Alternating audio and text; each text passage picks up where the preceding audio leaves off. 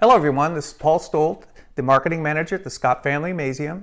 If you remember last week, I sat down with Joel Gordon, making and tinkering manager at the Amazeum, and we talked a little bit about how the maker community has responded to the challenges of COVID-19.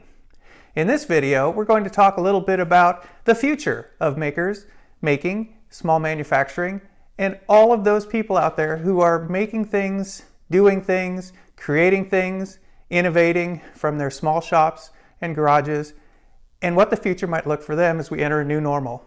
So, stay tuned. Joel and I are coming right up. As always, plaid is optional, but encouraged. Enjoy. This was a lot of really critical problems. We had a breakdown in our supply chain. Big manufacturing in the United States, that's the thing about manufacturing today. Modern manufacturing is ultimately based on efficiencies. So the most efficient way to make a product is to build a factory that makes one thing, and you tool that factory out to make that one thing. Mm-hmm. So a big manufacturing facility, to have them change gears and start making something that they were never intended to make, is like turning a freight train around. And that's not their fault. I mean, that's just the way modern manufacturing works. But makers are nimble. The tools that we use, whether it's your shop and carpentry equipment, or it's 3D printers or CNC or laser cutter engravers, it's having versatile tools in a variety of skills and the ability to switch gears and think on your feet, and just the drive to care, to want to do it. Mm-hmm. Well, there's a certain amount of sharing involved as well. Oh, yeah. I mean, you have to be willing to kind of give up a little bit of ownership. A lot of ownership. And I think that's large manufacturing. You said it well with the analogy of the freight train. It's like you can't just pivot quickly. I tell you, people, I think pivot is going to be the 2020 word of the year. Yes. So you've heard it here first. Pivot will be the 2020 word of the year. But, you know, for somebody who's can bring in the supplies, can source the materials, and has a laser cutter or a 3D printer, mm-hmm. They're able to kind of retool fairly quickly. Whereas when you have a manufacturing plant that's used to making plexiglass shields for the back of Volkswagen reproduction Beetles, and that's all they do. And that's all they do. The retooling can take some time, and time was one thing that we were short of. Yeah. I mean, we really had to, as a country, as a community, as a nation, we had to pull together fairly quickly to start, putting things in place to keep us all safe. And that's, it's funny you said pivot, because that's the conversation nationally and internationally that makers are having now. Is how do we pivot? What have we learned from this mm-hmm. experience? Big manufacturing is really stepping up now, but they needed a stopgap. They needed that time. When you're turning that freight train around, it's going to take a little while. So in that interim, maker spaces, universities, small manufacturers, garages.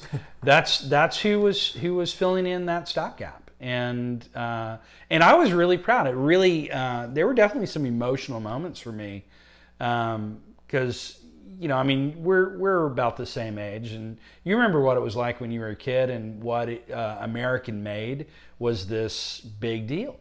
You had clothing, or you had a product, and that product said American made, and you were really proud of that. Mm-hmm. They used to really, really mean something, and we've moved away from that. But I think a lot of us old people, I think we still get excited about that, and it gives me a lot of pride to know that as Americans, we are still the creative, innovative force that I think we've always been. We've just kind of abandoned those chops for a little while, but pivot, we're getting back to it. Yeah, I think a key takeaway is that the American spirit really is that spirit of innovation, spirit of looking at a problem, mm-hmm. the spirit of taking something that you may not understand well and taking it apart and putting it back together, figuring out how to solve a problem that has to be solved. You always think of Apollo 13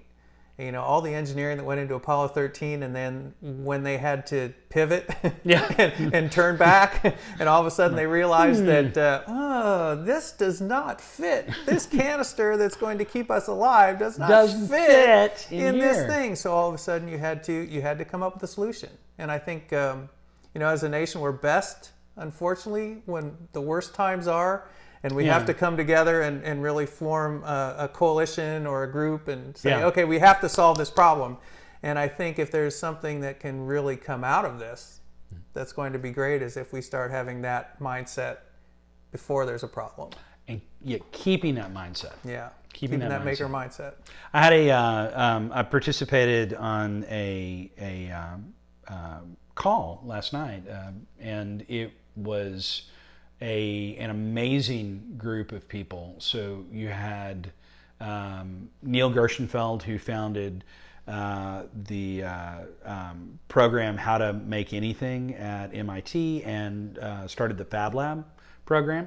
You had Dale Doherty, who founded Make Magazine, Maker Faire.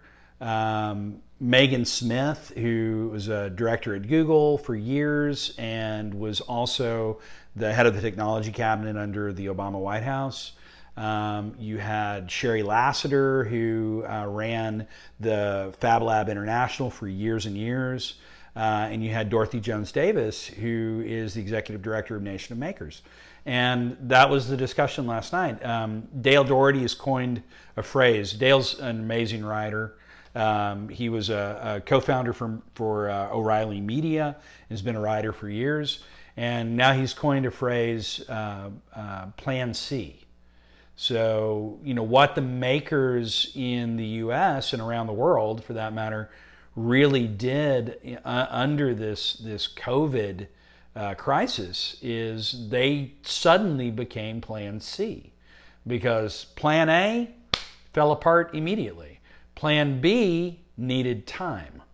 So Plan C, it was a bunch of guys and gals like us who just had, and a whole lot younger than us, and probably a whole lot smarter than us, who just had the talent and the ability and the willingness to do it. And so many of these makers and maker spaces, individual makers are doing it. They're using their own equipment, their own materials, and their own time, and ultimately their own money to do this. Maker spaces who are incredibly underfunded were giving up funding, giving up their time. Members were volunteering. They were waiving memberships because membership fees, because they were basically creating an anti-COVID-19 army.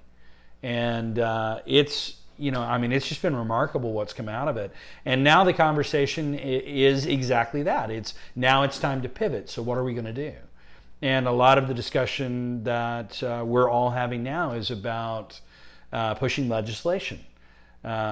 Maker spaces in public maker spaces, not-for-profit maker spaces in universities, in businesses, they all stepped up. They're all critically underfunded. There's not really public funding that's going to maker spaces. And they've proven that they're needed, they're necessary. And I think maker spaces are a third column. I think that they're like museums and libraries. I think they're critical. You have a museums where we work. I mean, people go there and they're inspired. You go to Crystal Bridges, you're inspired. You go into a museum and you walk out wanting to be an artist or an astronaut, whatever, right? You get inspiration.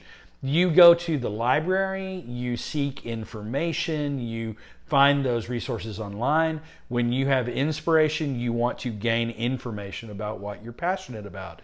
But when you are ready to apply that passion and that knowledge that you're gaining and actually do something, that's what maker spaces are. So you wouldn't be suggesting maker spaces in museums like the Amazeum or libraries, would you? Yeah. Yeah, that seems like a good idea. I think that would be a really good place in which you're inspired actually had a maker the space. place where you can then do the thing. Do the thing that you're inspired to do. So it sounds like, that's plan C. Yeah, I like it. It's, I mean, Maybe a we're plan. in a lot of ways we're already doing it. I mean, you look at the Tinkering Hub Yep. and what we're doing there, and the tinkering program that we have been supporting for years and bringing into the community, the Maker Summit that we've hosted on several occasions over the years. I mean, we're kind of at the heart of the maker community here. I mean, that's the big reason I moved to Northwest Arkansas. Yeah. Well, I think that's one of the core tenets of the Amazeum. For sure. Is that we really want to be that hub of creativity and innovation in the region. Yeah. And really sort of help instill that maker mindset into not only kids but young adults and adults, and also bring in some of those old folks who have some special skills, who are ready to share some the time beyond adults. Yeah, ready to share some time and talent.